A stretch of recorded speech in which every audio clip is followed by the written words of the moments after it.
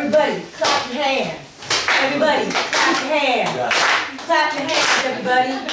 Wait, on a more serious note, every time you clap your hands, a child dies of AIDS in Africa. Now, what are the first words that come into your mind when you hear the word rock star? A partier? Someone who only worries about making more money? Or someone who doesn't care about the world that surrounds them? Well, there's one particular person who came to our attention. Paul David Houston, aka Bono from the world-famous band U2. Bono became heavy into politics after he made his first millions and when Sting inspired him. Knowing he finally had the means and the resources to help the less fortunate, giving some people a second chance at life and even the basic items that we may take for granted.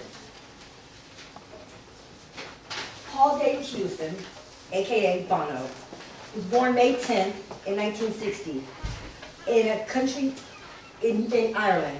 Excuse me. He is a rock and roll, post-punk, alternative rock musician.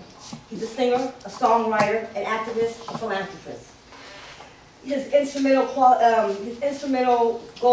accomplishments include vocals, guitar, harmonica, and he's been active since 1975 to now. Bono was deeply affected by the death of his mother during her father's funeral. Many of U2's songs, I Will Follow, Mofo, and Control, focus on the loss of his mother. And despite the fact that he is Irish, he was voted one of Britain's 100 best Britons. Bono writes most of his songs for U2, and they are often rich in social, political themes. After Enniskillen, a bombing which left 11 dead and 63 injured, his rebellious nature turned to political anger and rage. In fact, the IRA threatened to kidnap him in response to his speech condemning the Remembrance Day bombing.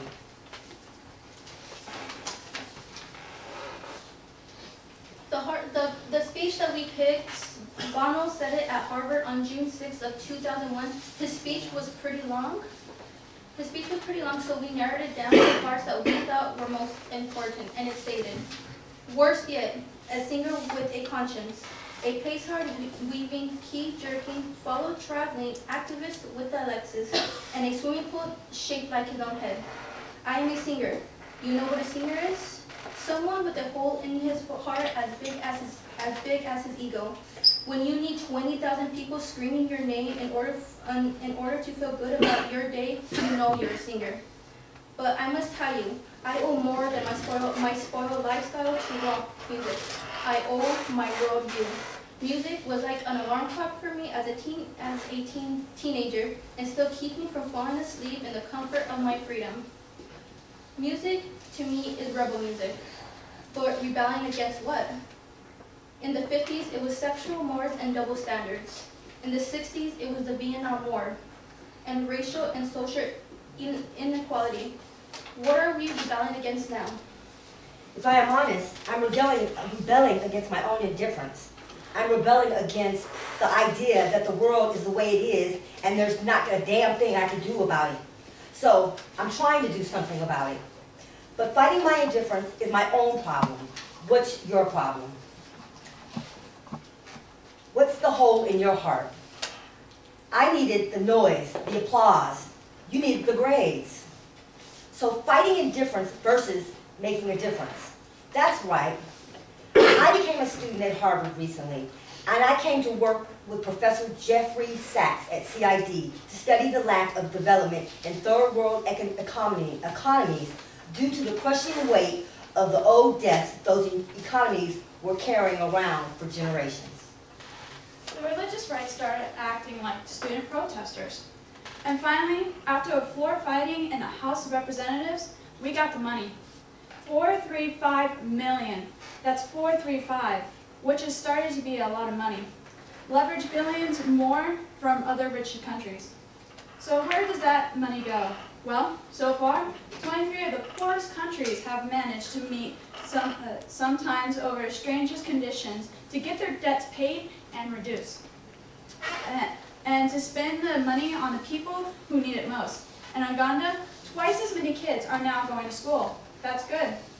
Mozambique, Debt payments are now 42%. Only health spending to increase by 14 million. That's good too.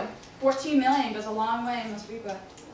But I'm not here to brag or to take credit or to even share it. Why am I here?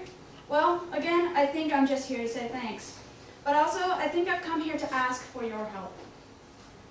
This is a big problem. We need some smart people working on it. I think this will be a defining moment of our age. When the history books that some of you will write, making record of our time, this moment will be remembered for two things: the internet and the everyday Holocaust that is Africa. 25 million HIV positives who will leave behind 40 million AIDS orphans by 2010. This is the biggest health threat since bubonic plague wiped out 1/3 of Europe. But we've got to follow through on our ideas, or betray something at the heart of who we are. Outside these gates, and even within them, the culture of idealism is under siege, beset by materialism and narcissism, and all the other isms and differences. And their difference mechanism of knowing the smirks, the jokes, the worst still, and the marketing tools. They got Martin Luther King selling phones right now. Have you seen that? Civil rights in America and Europe bound human rights and the rest of the world. The rights to live like a human, but these thoughts are expensive. They're going to cost us. Are we ready to pay the price? Is America still a great idea as well as a country? Now, going through this speech, I'm going to translate to you on what he thought and what the actual meaning behind it.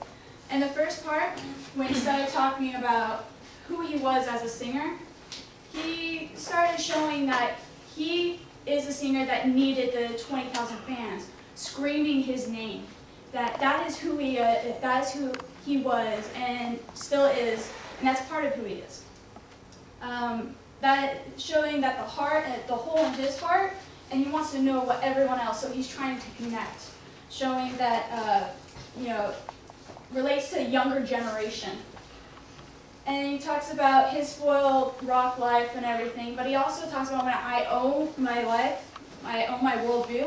He's showing that he knows more and that he is more articulate than just what's going on, but like around and using whatever he can to help out in the world.